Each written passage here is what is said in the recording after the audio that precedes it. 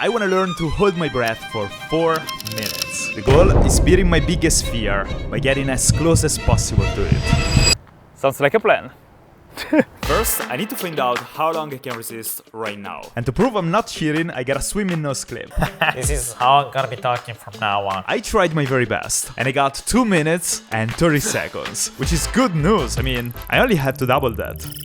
Wait. I found 3 steps that should allow me to actually get there. Step 1. Practice breathing exercises. Turns out that being able to hold your breath for longer is an actual skill you can practice and you can improve. I just found an app that does exactly that. It basically trains your ability to hold your breath for longer by simply breathing, then holding your breath in cycles. When you breathe a lot, you store extra oxygen in your blood. That means when I hold my breath later, I already have extra oxygen in my body, which should let me hold my breath for longer. So I did the first 5 cycles, breathing lots, then holding my breath, all to get as close as possible to my goal. But I honestly had no idea if all this was even worth it.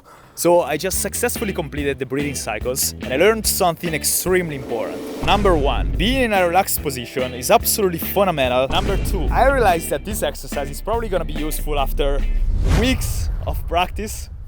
I'm just gonna ignore that, and now I'm gonna try to do a personal best once again. I took in as much oxygen as I could, and I was ready to start. Alright guys, I'm gonna try it. Time to beat 2 minutes and 30 seconds. So I took a deep breath, and that was it. Now it was me versus my body. At first, it actually felt kinda peaceful. It was a chance to completely clear my mind and just relax. But after the first 2 minutes, I felt a change. This started to become extremely stressful. I had basically no oxygen left in my body, and I started to freak out, thinking I was gonna have to do this underwater. I had no idea how long had passed, but my fear was becoming a problem. How was I ever gonna do this underwater if I couldn't even do it outside? My heart was pounding in my chest, and eventually, I couldn't hold it any longer. 2:42. Still extremely far from the goal though. I think we gotta move to step 2. Step 2, the dive reflex. So I've been using a heart rate monitor to prepare for this video, and my resting heart rate is about 60, 65, 70 BPM. While I was holding my breath in the latest attempt, my heart rate was 107. I felt my heart pounding in my chest. And I'm not an expert, but I think that's not great, because the faster your heart beats, the more oxygen it burns, and the less you're gonna be able to hold your breath. Thankfully, the dive reflex should be able to fix exactly that. The dive reflex is activated when your face goes underwater, and your body basically tries to protect you. Your heart rate slows down to stop you using extra oxygen, and it also redirects blood to the brain and the main organs, basically to make sure you stay alive. The cool part is, they actually use this in movies like Mission Impossible and Avatar for underwater scenes. So, if I activated the dive reflex, I should be able to hold my breath for longer. I got the water. What I'm gonna try to do right now is to relax myself for a while so my heart rate drops. And then, with a wet face, I'm gonna attempt to hold my breath once again. I'm so curious if it's gonna make an actual difference. So I poured water on my face, and the heart rate actually dropped. Oh, 75. I guess I'm gonna just try to hold my breath and see how it goes. I poured the water on my face to activate the dive reflex, and I was ready to try again. Personal best, 2:42. Let's try now. This time, I was sure I could do better. I'd spent the last hour practicing these breathing techniques, but something felt wrong. For some reason, I was struggling after less than 2 minutes, and I knew 4 minutes was gonna be absolutely impossible right now. Nothing changed. Worse than before. The scary part was, I was gonna try to do this 4 minutes underwater, but I was seriously doubting if I could get it. Then I decided to give it another go. I washed my face and I started. This time, I knew I had to get better. So I tried to relax as much as possible. I breathed in a ton of oxygen and I stayed calm all the way through, ignoring the stress and the pain. And then I looked at my phone. I was getting 3 freaking minutes. 3 minutes, guys. But I still didn't want to give up. I knew I could stay longer, even if I was suffering, even if it was painful. And then, when I really had 0 oxygen left, I quit. 3:22! 3:22, boys! 3:22!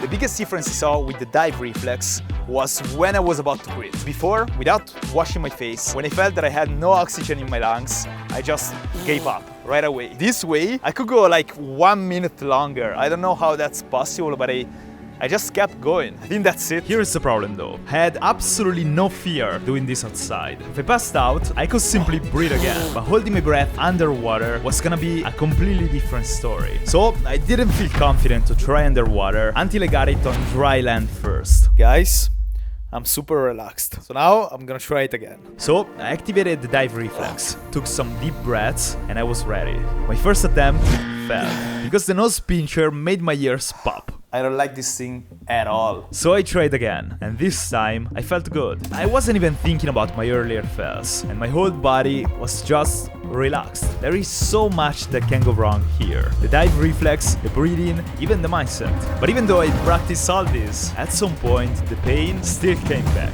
My lungs were burning, my cat thought I was crazy, and eventually had to stop. But against all odds, I actually got more than 4 minutes for the first time. We started practicing yesterday evening. Yesterday evening, guys. The next day, I arrived at the pool. I was expecting to come here in a few days, but given the results of yesterday, I guess I'm gonna just go for it. It was time to try this underwater and finally face my fear. But honestly, I was already getting nervous. 170 skills, I can't put this on. Here is the plan. Step 1, I'm gonna try to bring my heart rate down. I'm gonna relax myself. Step 2, I'm gonna activate the dive reflex by going underwater. Step 3, I'm gonna breathe a lot for 1 minute. Step 4, I'm gonna go for it. You probably get why this is dangerous. If you pass out and you're underwater, that's a problem. To prevent that, my best friend was checking on me at all times. So please guys, don't try this by yourself. Alright, this time the dive reflex is actually working. I went from like 90 to 72 in seconds. Kinda scared, to be honest. 65. Oh my god, it's dropping. Alright guys, so I'm gonna go for it. It was now or never. You guys know, sometimes you just gotta be brave and try it. I had no idea if I was gonna make it because I couldn't check the time. Once again, it was me versus my own mind. But something was not right. Being underwater, as soon as I had the feeling of drowning, I felt the fear coming back. I started to panic, and even though I wanted to get this so bad, I had to stop right away. Well, that was disappointing. When I was down there, I thought I was like at 4 minutes, and then my friend told me 2. That broke me. I was so frustrated. It was way worse than yesterday, but I wasn't gonna give up. I got over 4 minutes the previous day, and I knew I could do it again. But for some reason, being in the water felt completely different. No matter how hard I tried, holding my breath underwater was freaking me out. At the start of the day, I seriously thought I was gonna get it, but my fear kept getting the better of me. After a while, I was defeated. Guys, I absolutely have no idea what went wrong today. It went terribly bad. Listen, I'm gonna go back home, I'm gonna practice a lot, I'm gonna get it. So I went home and I started practicing, to then try underwater once again. And while doing that, I realized 2 things. If I think about it, I was kinda tense when I tried, but I need to stay absolutely still and relaxed. And that is huge. And the second one, I need to convince my brain that I can do it. It's mental, it's a fight with your brain, because when you reach the limit, you can actually still go for a lot, you know? But if your brain doesn't believe that, you're gonna just quit. So I spent the rest of the day trying to convince myself that I could actually do it. This was a mental battle, but after being scared of this my entire life, I decided that I wasn't gonna let the fear hold me back any longer. I'm gonna get it. Yes. The next day, it was time to try again. And I'm not gonna lie, I was really uncomfortable. But it wasn't time to be scared. And I perfectly knew the only way to do something is just doing it. So after a bit of preparation, I started. This time, one thing changed. One simple thing. I believed in myself. I couldn't be certain I was gonna do it. I was extremely scared I was gonna pass out. But I was still convinced somehow. I focused on staying relaxed. I focused on thinking about the goal. But then, at 3 minutes 30, the fear arrived and the pain started. I seriously wanted to quit for a few seconds. But this time, I didn't. Now the fear was gone.